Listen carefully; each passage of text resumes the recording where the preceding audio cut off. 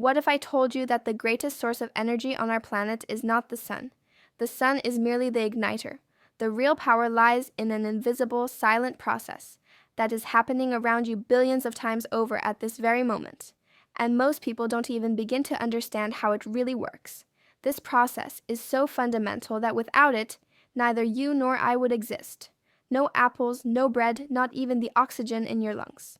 We're talking about photosynthesis.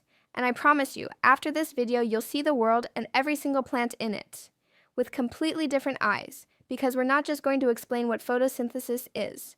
We're going to understand the story behind it, uncover nature's ingenious tricks, and answer the question of why this ancient mechanism is more important to our future today than ever before. We often think that plants are passive. They just stand around and look pretty, but that is a fundamental misconception. In reality, every plant is a highly complex, solar-powered factory, a factory that performs one of the most elegant and important chemical reactions in the universe. Its raw materials are very simple: light, water, and a gas that we exhale constantly, carbon dioxide.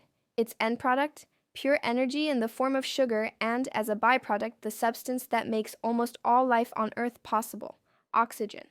But how exactly does this transformation work? How does light become matter? To understand this, we need to journey deep inside a leaf. Imagine we shrink to microscopic size. A leaf is not just a simple green surface.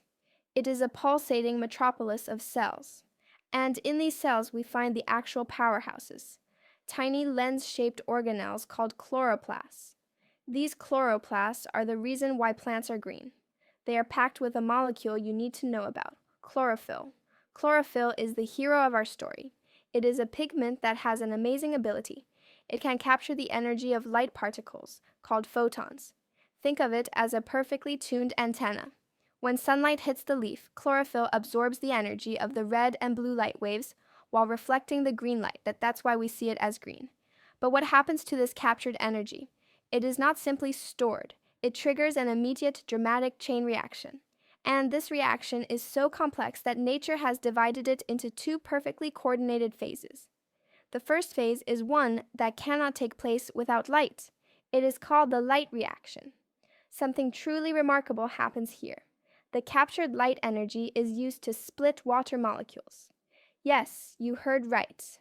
The plant breaks down water. This process, called photolysis, is extremely energy intensive. It releases three things: electrons, protons, and, as a waste product, pure oxygen. At this point, this oxygen is only a byproduct for the plant. For us, it is the basis of our existence. Every second breath you take comes not from the great forests, but from the oceans, from tiny algae that perform this very process. But what happens to the other two products, the electrons and protons? They are the real treasure.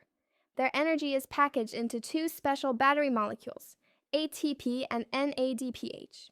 Think of ATP and NADPH as tiny, fully charged batteries. They have converted the raw, uncontrollable energy of sunlight into a stable chemical form. Their mission now is to transport this energy to the second phase of photosynthesis. But before we get there, we need to talk about a crucial point that many people overlook. The efficiency of this process is breathtaking, but it has an Achilles heel that threatens the plant's survival. I'll tell you what that is right after we understand the second phase. The second phase is called the dark reaction, or Calvin cycle. The name is somewhat misleading because it does not only take place in the dark, but parallel to the light reaction, although it no longer requires light. This is the actual building phase. This is where carbon dioxide comes into play, which the plant absorbs from the air through tiny pores on the underside of its leaves, called stomata. In the Calvin cycle, the energy-charged batteries, ATP and NADPH, are now discharged. Their energy is used to take the carbon atoms from the CO2 and assemble them into a new, larger molecule, glucose, a sugar molecule. This sugar is the actual goal of the whole operation. It is the universal fuel of life. The plant uses glucose for three things. First, as an immediate source of energy for its own growth and life processes.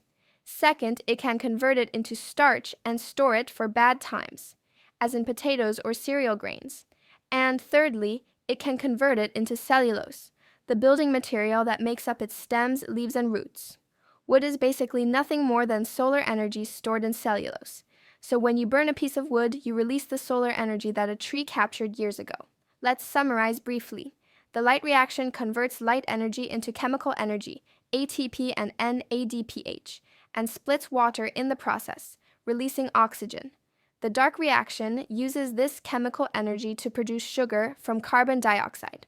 A perfect cycle. But now we come to the promised problem, the Achilles heel. The process of binding CO2 is controlled by an enzyme called RUBISCO. RUBISCO is probably the most common protein on Earth. However, it has a fatal design flaw. It can bind not only carbon dioxide, but also oxygen. When Rubisco accidentally grabs oxygen instead of CO2, it triggers a process called photorespiration. This is a disaster for the plant.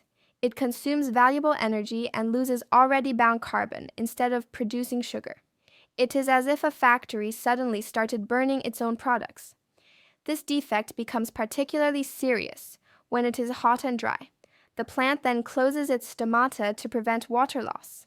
This causes the oxygen from the light reaction to accumulate in the leaf, while the CO2 concentration drops. The likelihood of Rubisco making a mistake increases dramatically. One might think that evolution has failed here, but the opposite is true. Nature has developed two ingenious solutions to this problem, which we find in certain types of plants. The first solution is called C4 photosynthesis. Plants such as maize, sugarcane, and many grasses in hot regions use this trick. They have a kind of CO2 pump. They first bind the CO2 in a special cell with another enzyme that has no affinity for oxygen. There, it is converted into a molecule with 4 carbon atoms, hence the name C4. This molecule is then transported deep into the leaf to the cells where Rubisco is waiting. There, the CO2 is released again, creating an extremely high CO2 concentration, directly around RUBISCO. This virtually forces the enzyme to do the right thing and almost completely suppresses wasteful photorespiration. An ingenious efficiency boost. The second solution is even more extreme and is used by plants in the driest areas of the world, such as cacti and agaves. It is called CAM photosynthesis. These plants are masters of water conservation. They do something radical. They only open their stomata at night. In the cool night air, they absorb CO2 in large quantities and store it chemically in the form of acids. During the day, when the sun is scorching, their pores remain tightly closed. They then use the energy from the light reaction to release the stored CO2 from the acids and carry out the Calvin cycle. In other words, they separate CO2 absorption and sugar production in terms of time, not space, as C4 plants do. A brilliant survival strategy. These adaptations show us that photosynthesis is not a rigid, unchanging process. It is a dynamic masterpiece of evolution that has adapted to the most extreme conditions. And understanding these mechanisms is not just academic. It is the key to solving some of our biggest problems. We face the challenge of feeding a growing world population, while climate change alters our growing conditions. Researchers around the world are working to genetically engineer crops such as rice and wheat, which use the less efficient C3 pathway, to switch to the C4 pathway. If successful, this could increase crop yields by up to 50% while reducing water consumption. A quantum leap for global food security. Photosynthesis is therefore much more than just a topic in a biology textbook. It is the silent force that drives our world. It is the process that transformed a toxic atmosphere into a life-giving oasis billions of years ago. It is the basis of our entire food chain and the source of the oxygen we breathe. Every plant you see is a living monument to this ingenious process. It transforms the light of a distant star into life right on our doorstep. The next time you walk through a forest or eat an apple, take a moment. Remember the invisible factories in every leaf, the splitting of water, the hunt for CO2, and the elegant dance of molecules that makes it all possible. You are witnessing the most fundamental miracle of our planet. And now you understand the story behind it. If you are curious and want to learn more, sign up for a free subscription now.